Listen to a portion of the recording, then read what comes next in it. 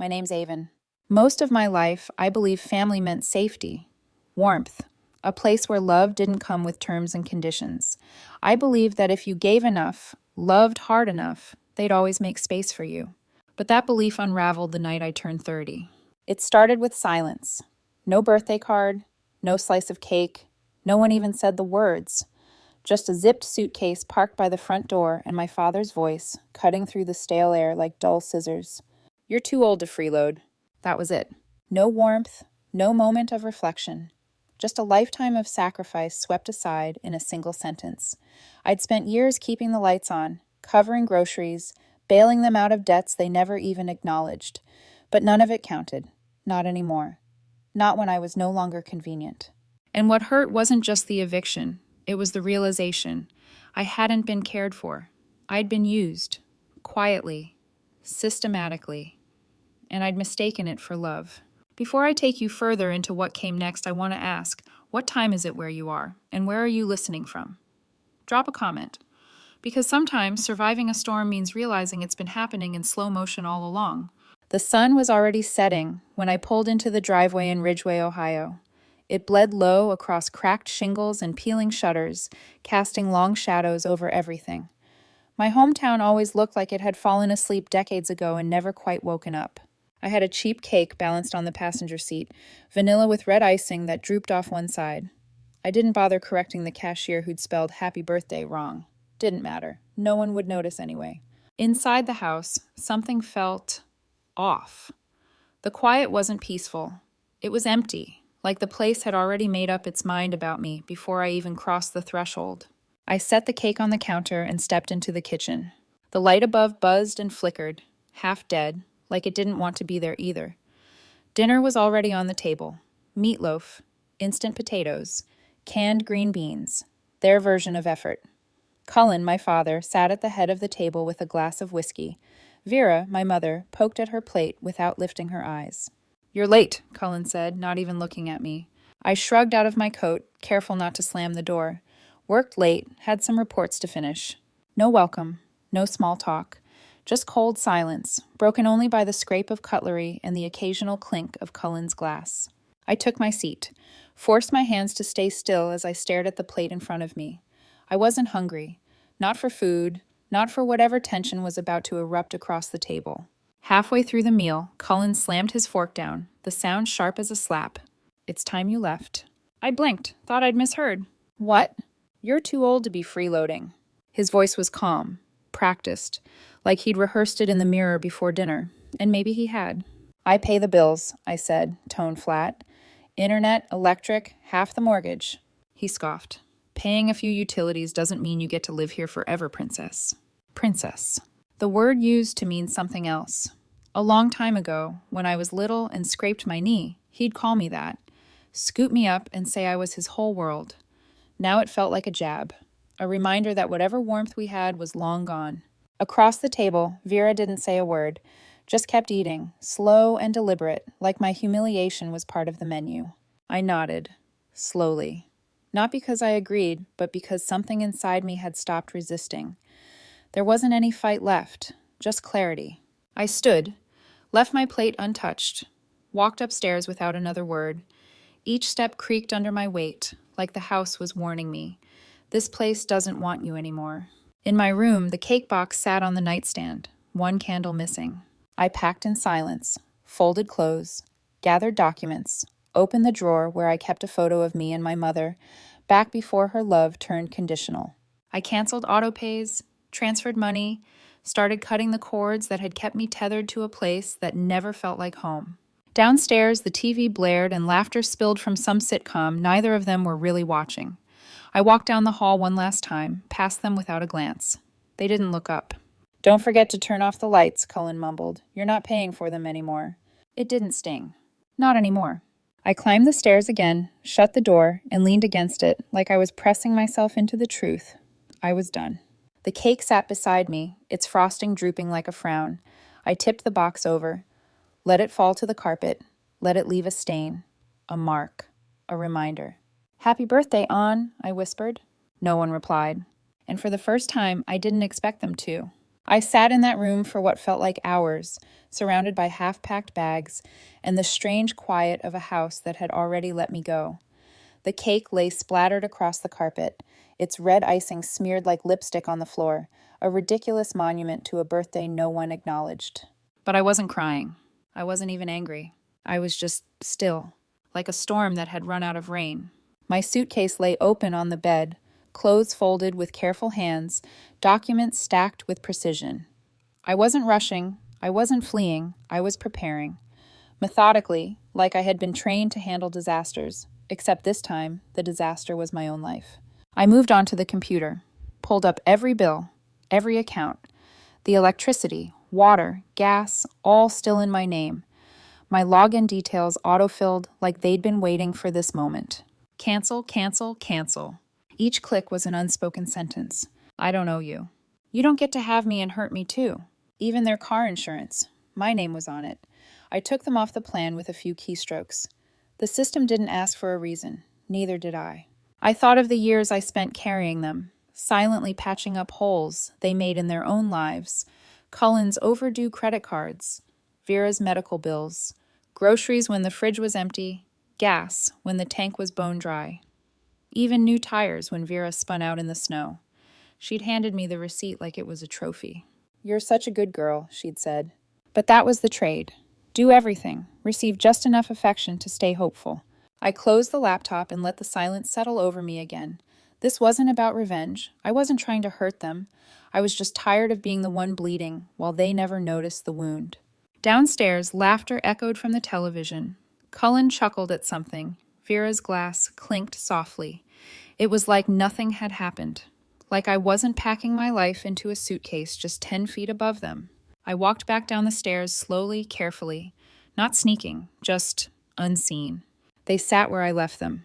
Cullen in his recliner, beer in hand, Vera still perched on the edge of the couch like she was afraid to sink in. Neither one looked at me. I watched them for a second, hoping, still hoping, that something might crack, that one of them might stand up, reach for me, say something kind, something real. But all Cullen did was raise his beer in a lazy salute. "Don't forget to forward the mail," he muttered. "Wouldn't want the IRS after us." Vera didn't say a word. I turned and walked back up. This time, I locked the door behind me. I didn't know where I was going yet, but I knew I wouldn't be here when the sun rose.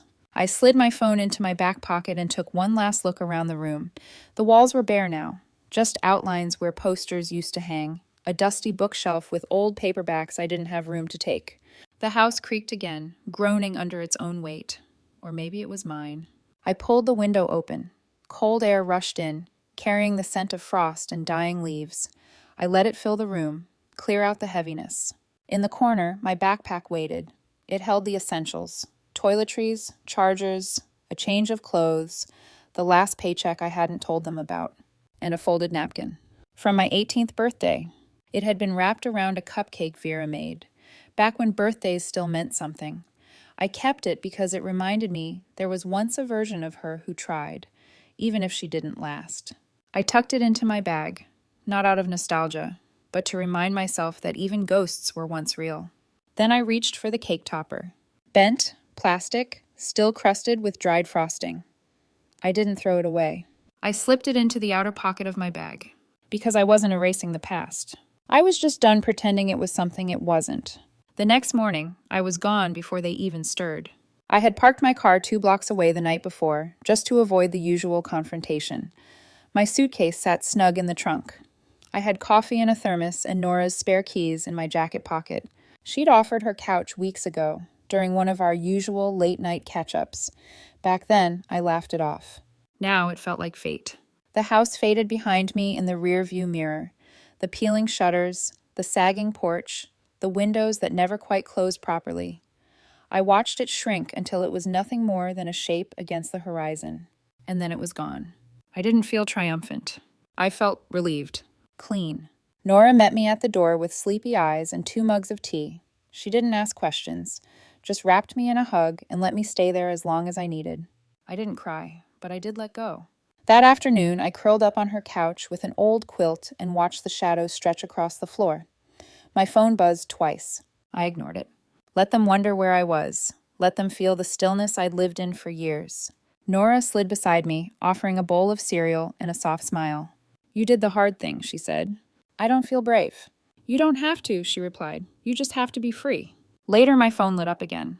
A voicemail from Vera. "Baby, I don't understand. Why would you leave like this? Can we talk? We're family." I stared at the screen. Family. That word used to feel like a blanket. Now it felt like a chain. I didn't call Vera back. Not because I wanted to hurt her, but because I finally understood what she meant when she said family. She meant silence. She meant service. She meant loving them, even when they didn't love me in return. Nora and I spent that evening, like we had so many others, doing absolutely nothing and everything at once. She sat cross-legged on the living room floor, assembling a lopsided bookshelf from a yard sale. I stretched out on the couch with a bowl of popcorn in my lap, half watching a movie we'd both seen a dozen times. And for the first time in a long time, I felt normal. Not careful, not on edge, just safe. But safety, like silence, doesn't last when you've left behind a fire that refuses to burn out. The next day, the messages picked up again. One from Aunt Marcy. "Your mom's been crying for days. She's lost so much weight. Don't be cruel." Another from Uncle Phil. "Whatever happened, you don't turn your back on family, especially when your father's health is this fragile." I read them all with a strange kind of numbness. The guilt came, yes, it always did. But this time, it didn't win. Because then came Tyler's message, my cousin, the only one who ever told the truth. He texted one line. "Your dad's telling people Mom will fake chest pains next if the guilt doesn't work." And there it was, the script, the game plan, the manipulation, laid bare like bones in an X-ray. They hadn't changed. They hadn't even paused to consider that they might be the problem.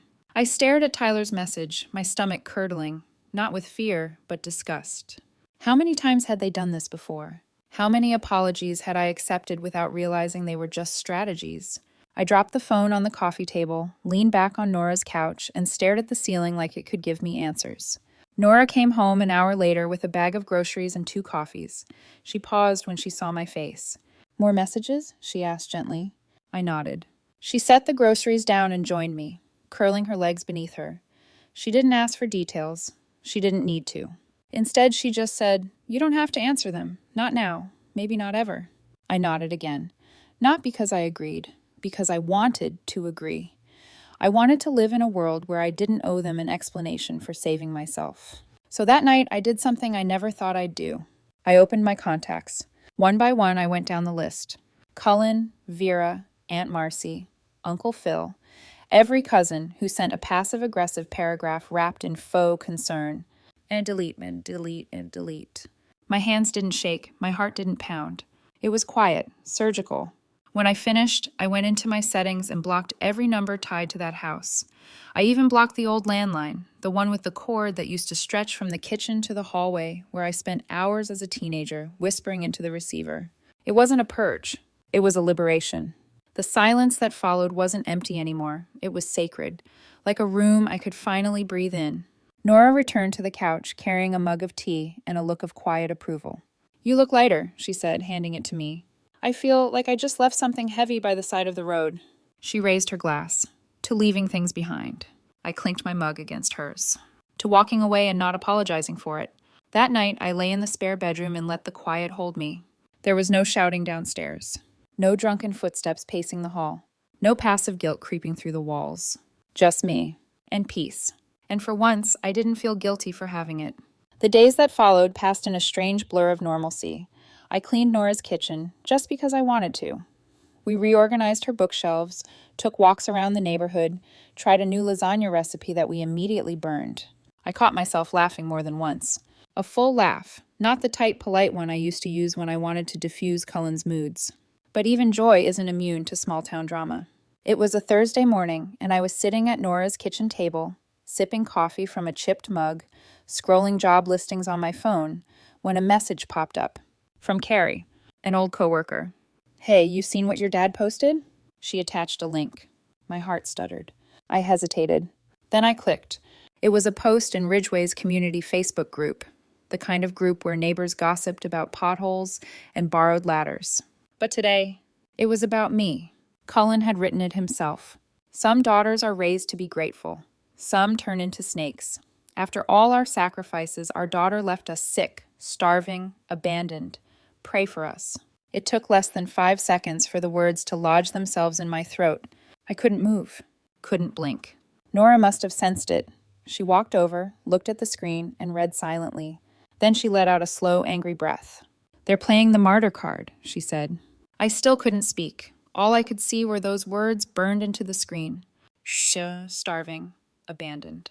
He wasn't just twisting the story. He was trying to rewrite it entirely. By noon, it had gone viral, at least Ridgeway viral. The post had hundreds of comments. Some kind, most not. Ungrateful brat.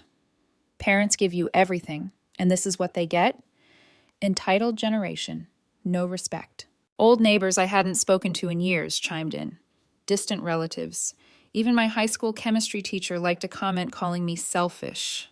It felt like the ground had opened beneath me. My story wasn't just stolen. It had been weaponized. Nora sat across from me at the table, calm but firm. "They're writing your story for you," she said. "Are you going to let them?" Her words lit something inside me. Something old. Something steady. Or no, not this time. I stood up, walked into the guest room, and reached under the bed for the folder I hadn't opened in years. Inside? Every receipt. Every transfer. Every utility bill, insurance payment, repair job. Proof. Not for revenge, but for reality. For truth. I carried it back to the table and laid it down. "This," I said, "is the story they forgot I kept." Nora looked at it and smiled. "Then let's remind them." We spent the rest of that afternoon doing what no one else had ever done for me, backing up my truth. Nora helped me organize the stack of papers and digital files, pulling them into folders, labeled and time-stamped, so cleanly it could have passed for a case file in a courtroom. Every water bill in my name, every grocery receipt from my card, screenshots of payment history for the electric company, the insurance company, even the monthly transfers I'd made to their mortgage account. It was all there. Every silent sacrifice, every invisible gesture they'd buried under years of entitlement. Nora sat beside me on the couch that evening, her laptop open, a spreadsheet on the screen. "You know," she said softly, "you've got more than enough to take this legal if you wanted." I paused, looked down at the pile of evidence in my lap. I hadn't even thought of that. "Legal?" I echoed. She nodded. "Financial abuse, exploitation, they took advantage of you on, and you have proof." The idea felt heavy, big, but not impossible. For years, I'd been afraid of making them look bad. I'd stayed quiet so they could stay comfortable, but they hadn't offered me the same courtesy. Not when Cullen made that post. Not when Vera handed me silence instead of love. They started this. And I wasn't going to keep standing still while they painted me as the villain. I didn't post anything that night. I didn't need to. Let them spin their lies a little longer. Let them dig the hole deeper. The truth wasn't a fire I needed to throw. It was a torch I could carry when they ran out of matches. We ate spaghetti on the couch, our bowls balanced on mismatched pillows. Nora raised her fork like a toast. "To survival," she said. I clinked mine against hers. "To never apologizing for saving yourself." Later, lying in bed with the room dark and quiet, I stared at the ceiling, replaying Cullen's post in my head. Some daughters are raised to be grateful. I had been grateful. I'd been the kind of grateful that swallows resentment, that bends and bends until it doesn't remember what it feels like to stand upright. But that girl didn't live here anymore. The woman I was becoming? She didn't owe them anything.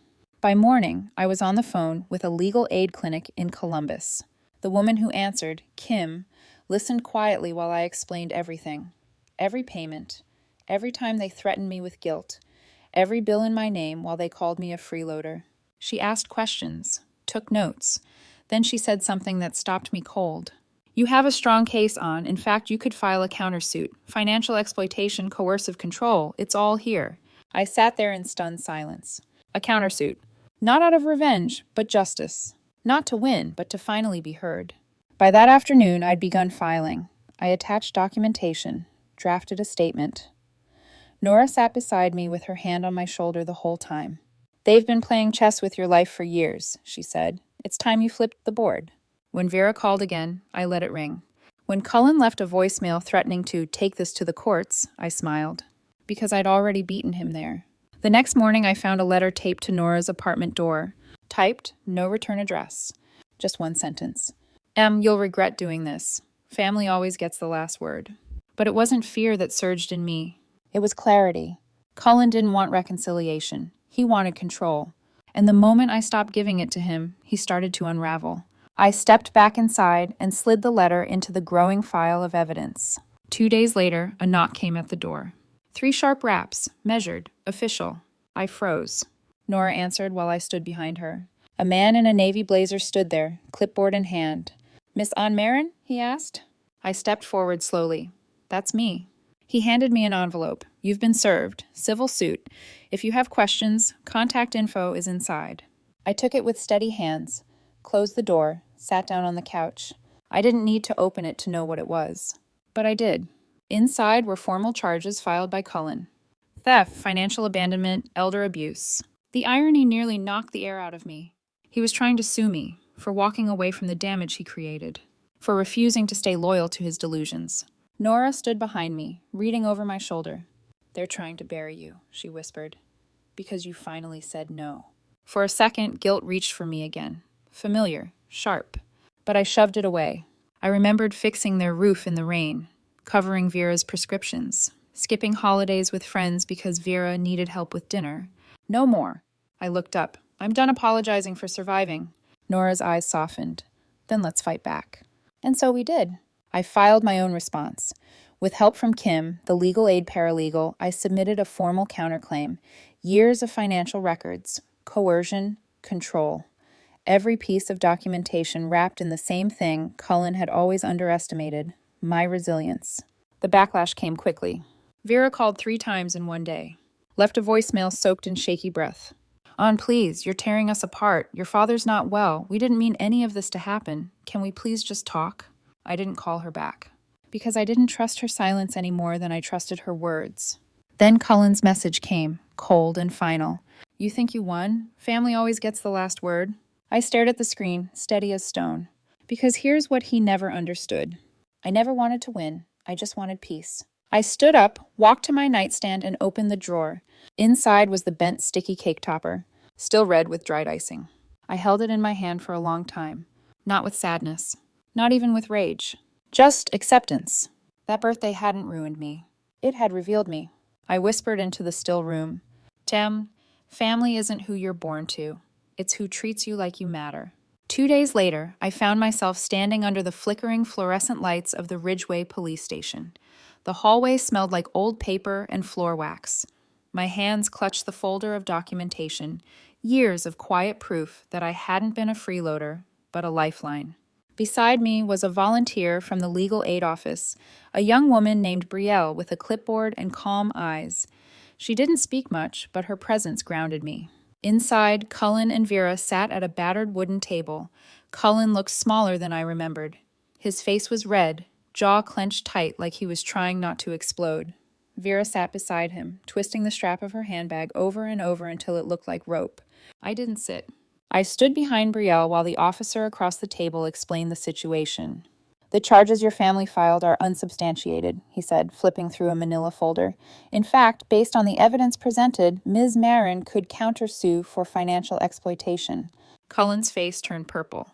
"This is a witch hunt," he barked, shoving his chair back. "She's manipulating all of you, telling lies." The officer didn't flinch.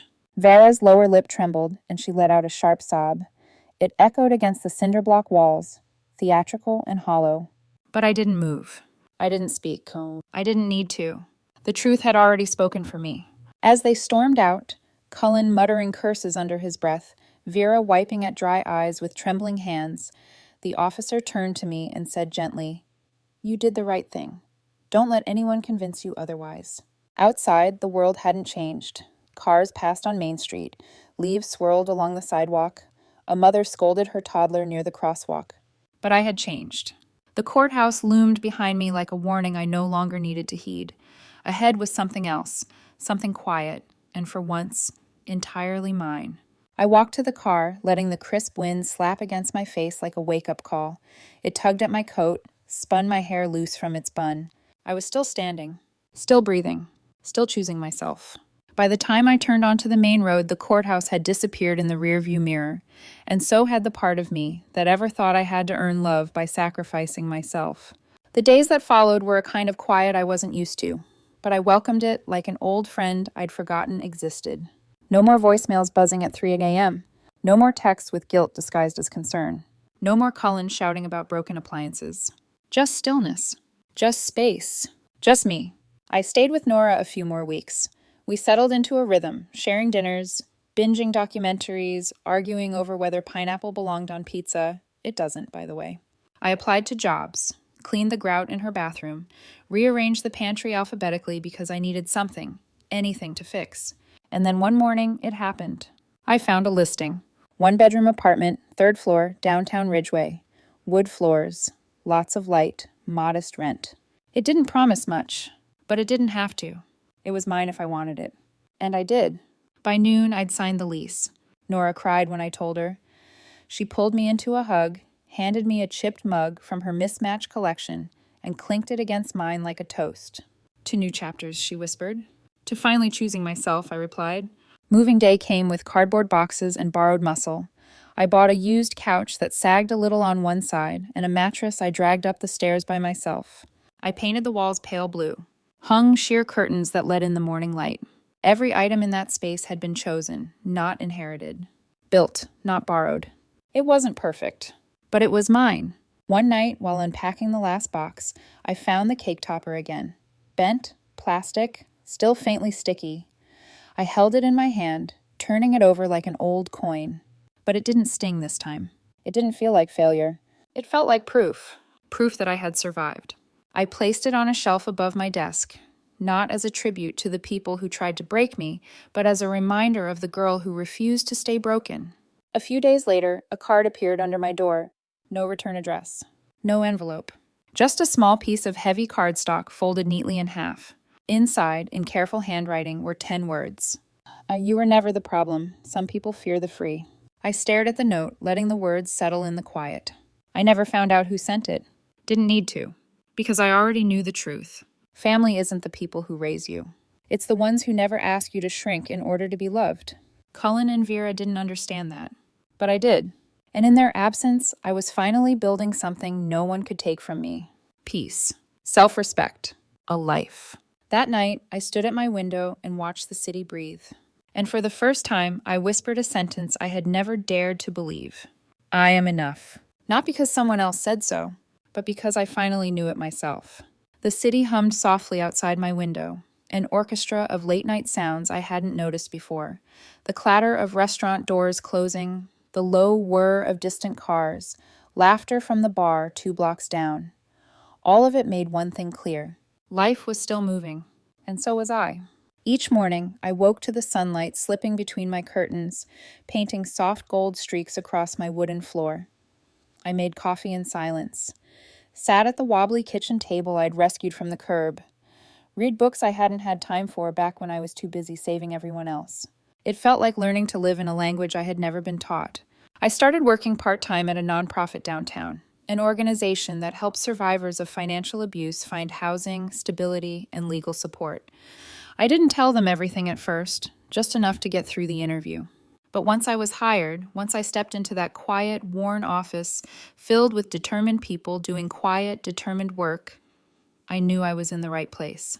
Because I wasn't the only one who'd been used, then discarded. I wasn't the only one who stayed too long in a house that fed on sacrifice and spit out silence. Each client I met reminded me that survival wasn't shameful, it was revolutionary. And slowly, the things that once made me feel broken began to feel like strength. Evenings became sacred. I'd come home, kick off my shoes, and light a candle in the window just because I liked the glow. Sometimes I cooked. Sometimes I ordered takeout. Sometimes I sat on the floor and stared out the window for hours, watching the city stretch and blink and carry on. It was quiet. It was mine. Sometimes I missed them. Not Cullen and Vera as they were, but who I once believed they could be.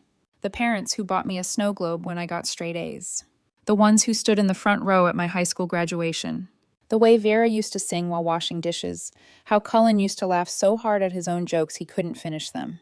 But those memories were real in the way dreams are, brief flashes of warmth before the cold catches up. I didn't miss the way they made me feel disposable. I didn't miss the way they turned my help into expectation. I didn't miss the way they weaponized silence and called it parenting. One rainy Sunday, I found myself at a small bookstore near my apartment. I wandered through the aisles slowly, touching spines, flipping through dog-eared pages. That's when I saw her, Mrs. Langford. My third-grade teacher. She looked almost the same. Wavy silver hair, that same gentle smile. "On," she said when she saw me. "I read your post." My heart caught in my throat. I waited for the pity, the scolding, the obligatory, "but they're your parents." Instead, she stepped closer and said, "You showed more courage than most adults I know. A lot of people needed to read that." I thanked her, quietly, honestly. And when I walked out of the bookstore with a paperback tucked under my arm and the sound of her words still echoing in my mind, I realized something. I hadn't just freed myself. I'd freed others too. People who had spent years second-guessing their own pain. People who believed that being hurt by family was somehow their fault. Now they had a mirror. And it didn't lie. As the weeks passed, the trees outside my window shifted from green to gold to bare. I bought string lights and draped them around the windows, picked up a couple of plants from a street vendor, bought myself flowers on payday just because I could. Then, one afternoon, I did something small but important. I baked a cake. It was simple, boxed mix, uneven frosting, sprinkles I found in the back of the cabinet. But this time it was for me. I lit one candle. Just one. For survival, for strength, for choosing peace. I didn't make a wish. I just smiled. And that night, as I sat on the couch with the cake beside me and the quiet flicker of the candle warming the room, I took a photo. No filters, no captions. Just the cake, the candle, the calm. Then I opened the community Facebook group. The same one where Cullen had once posted his venom, twisting the truth into something sharp and cruel. And I wrote a final message. Sometimes walking away from the people who raised you is the only way to become the person you were meant to be. Blood may tie us together, but trust, respect, and kindness are what make a real family. I didn't leave because I was ungrateful. I left because I was finally done being disposable. I attached the photo, pressed post, and I let go. I didn't stay to count the likes. Didn't wait to read the comments. Didn't wonder what Cullen or Vera would say if they saw it. Because for the first time in my life, I didn't need their permission to tell my story. I had truth, and truth doesn't need approval to exist. Now, as I sit by the window, the city stretching out in front of me like a promise, I think of the people watching this, maybe you. The ones wondering if choosing peace makes you selfish. The ones wondering if they're allowed to walk away from the only home they've ever known. To you, I say, yes, it is okay, and it is brave. Have you ever had a moment where choosing yourself meant losing everything you thought you needed? If so, I'd love to hear your story in the comments. And if this one spoke to you, if it made you feel less alone, don't forget to subscribe. Because here, every story matters. Yours. Mine. All of us, rising from the wreckage. The next morning, I woke up to sunlight warming my cheeks and the faint aroma of coffee drifting from the tiny kitchen. The string lights I'd forgotten to turn off still glowed softly behind the curtains. For a few minutes, I just lay there, wrapped in a secondhand quilt, in a space that was entirely mine. No demands, no noise, just the soft rhythm of breath and light. When I finally checked my phone, I wasn't sure what to expect.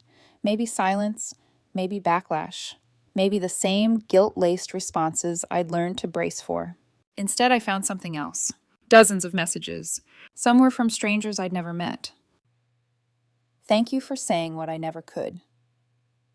I thought I was alone. I left too. It was the hardest, best thing I ever did. One message simply read, I needed this today, more than you know. It stunned me. Not because people were agreeing, but because they understood. My story wasn't just mine anymore. It was a thread in something bigger, woven through the stories of others who had also dared to untangle themselves from obligation. There was no sign of Cullen or Vera in the comment section, no bitter retort, no guilt-tripping monologue disguised as concern. Maybe they saw it. Maybe they didn't. It didn't matter. This wasn't for them. It was for the girl I used to be, the one who stayed quiet too long, and for the woman I was finally becoming. I spent the rest of that day moving slow, cleaned the apartment, lit a candle, played music that made me feel like I had just cracked a window in a room that had been sealed for years. That evening, I video called Nora. She grinned as soon as she picked up. I saw your post, she said. You're officially a truth teller now. I laughed. Guess I had it in me all along. Her voice softened. You look different, lighter. I looked into the screen, catching a glimpse of my own reflection in the small box at the corner. She was right. I did look different. Less guarded. More alive. After we hung up, I sat at my kitchen table and pulled out a blank notebook, the kind with wide margins and a soft blue cover, and I started writing. Not a journal exactly. Not a list of grievances or milestones. Just truths. Small ones. Big ones. Things I had learned the hard way. Nay, love without respect isn't love. Silence doesn't make you loyal. Survival isn't betrayal. You're allowed to leave, even if they say you're not. Peace is not selfish. You don't owe anyone your life just because they gave you birth. I wrote until my hand cramped and the sun had slipped below the buildings outside. And then I closed the notebook, slid it onto the shelf next to the cake topper and the card that read, "You were never the problem." I didn't need to look at them every day. But I liked knowing they were there. Proof that even when it felt impossible, I kept choosing myself. One ordinary Tuesday, I stopped by the nonprofit office's break room to refill my tea. A new intake counselor, Melissa, was sitting by the window, scrolling on her phone. She looked up and smiled nervously. "I read your story," she said, "on the Ridgeway board." I froze, not out of fear, but instinct. Then she added, "My sister and I, we're going through something similar. You helped me say things I didn't know how to say." I blinked and nodded. "Thank you," I whispered, because I knew what it cost to speak, and I knew what it gave back. The rest of the day passed quietly. I filled out forms, organized files, helped a woman apply for emergency housing. We talked over warm paper cups of coffee, both of us teetering between grief and resolve. She hugged me before she left. "Are you sure this is okay?" she'd asked, when I told her she could walk away. "It's not just okay," I said, "it's necessary." That night, I returned home to a still apartment and a fridge with leftover curry and a half-finished bottle of sparkling water. I reheated dinner, sat cross-legged on the floor, and ate while watching the streetlights flicker on, one by one. I didn't feel heroic. I didn't feel invincible. But I felt free, and that was more than enough. At the end of the week, I stopped by a tiny plant shop on my way home. I picked up a potted succulent, small and sturdy, with thick green leaves that held onto water like secrets. The owner smiled as he wrapped it in brown paper. "This one's hard to kill," he said. "Perfect," I replied. "So am I." When I got home, I placed it by the window next to the cake topper and the card. 3 things. A celebration, a reminder, and something still growing. The first snow came quietly, just before sunrise. I woke to a world turned soft and white, the rooftops across from my apartment blanketed in stillness. The city, for once, felt hushed. Even the usual morning hum of buses and barking dogs seemed gentler somehow, like everyone had agreed to speak in whispers. I stood by the window with my chipped mug, watching the snow fall. The tiny plant beside me looked brighter in the light. The card and cake topper sat silently on their shelf, unchanged. And yet, everything felt different. Because I had changed. The girl who once begged for scraps of affection was no longer standing in this apartment. The woman who remained had learned to breathe without permission, to speak without apology, to build without blueprint. A few days before the end of the year, I was asked to share my story at a local community event, an open mic night at the Ridgeway Public Library. Survivors, advocates, poets, and wanderers gathered in a circle of folding chairs and warm lights, sipping cider out of paper cups. When it was my turn, I stepped up to the mic, heart rattling in my chest. I took a breath, and then I told the truth. I spoke of birthdays spent in silence, of bills paid in shadows, of a love that demanded everything and gave back only guilt. And then I spoke of leaving, of building a life not out of anger, but out of clarity. When I finished, there was no applause, just stillness. And then, quietly, one by one, people began to nod. Eyes shimmered, hands touched hearts. A few stood and walked over, offering hugs without words. I didn't need a standing ovation. I just needed to know I wasn't alone. Later that evening, as I was leaving, a woman in her 60s approached. Her silver hair was pinned back neatly, her coat a bit too big for her frame. She reached into her bag and handed me a folded piece of paper. "I wrote this after your post," she said. "It helped me leave after 40 years. Thank you." I didn't open it until I got home. Inside, in looping cursive, were the words, "And you don't have to set yourself on fire to keep others warm." I cried. Not from sadness, but because someone else had said what I had taken years to understand. The last day of the year, I took a walk through downtown Ridgeway. The holiday lights were still up, strung across storefronts and lampposts, blinking with quiet joy. I passed the bakery, the community center, the tiny cafe where Nora and I had spent lazy Saturdays drinking bitter coffee and pretending we were in a city bigger than our pain. I stopped at the bench across from the courthouse, the one I used to dread walking past. The building looked the same, cold, impersonal, but it no longer made my stomach twist, because I didn't belong to it anymore. That night I hosted my own New Year's Eve.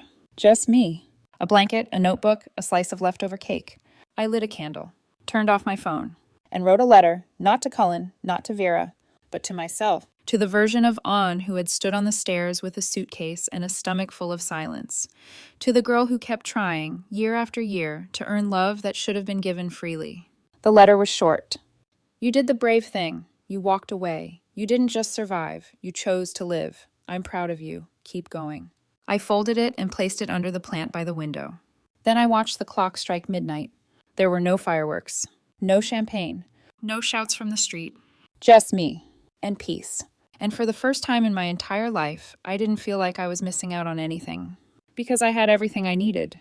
The following week, I printed out a photo of my new apartment, sunlight pouring through the curtains, my little bookshelf stacked with novels, the plant by the window leaning gently toward the light.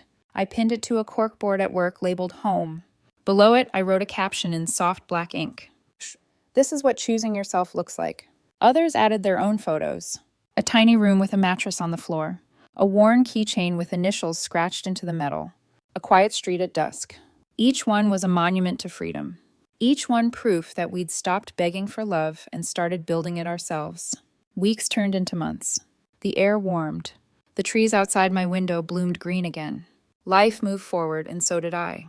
I stopped waiting for the next crisis. I stopped wondering when Cullen or Vera might come knocking. I stopped defining myself by the people who didn't know how to love me. And slowly I started dreaming again. Not just about survival, but about joy, about stillness, about peace that didn't need to be earned. One morning, I found myself laughing in the kitchen while dancing to an old pop song, spoon in one hand, yogurt in the other. It wasn't special. It wasn't important. But it was mine. Later that day, a friend from the nonprofit handed me a postcard she'd picked up from a thrift store. It read, "You are not hard to love. You were just loving the wrong ones." I smiled, because I knew that now. The last thing I'll say is this. If you're watching this because you're wondering if you're allowed to walk away from people who made you feel small, you are. If you're wondering whether you're overreacting or being ungrateful or selfish for choosing peace, you're not. If you're wondering whether there's a life waiting for you beyond the wreckage, and there is. I know, because I built it. One messy, beautiful, quiet day at a time. So wherever you are, whoever you are, thank you for listening to my story. And if it helped you, even just a little, I hope you'll stay with us. Subscribe. Share your own truth. Let others see that there's a way forward, even when the people who raised you tried to convince you there wasn't. Because here, your story matters. Always.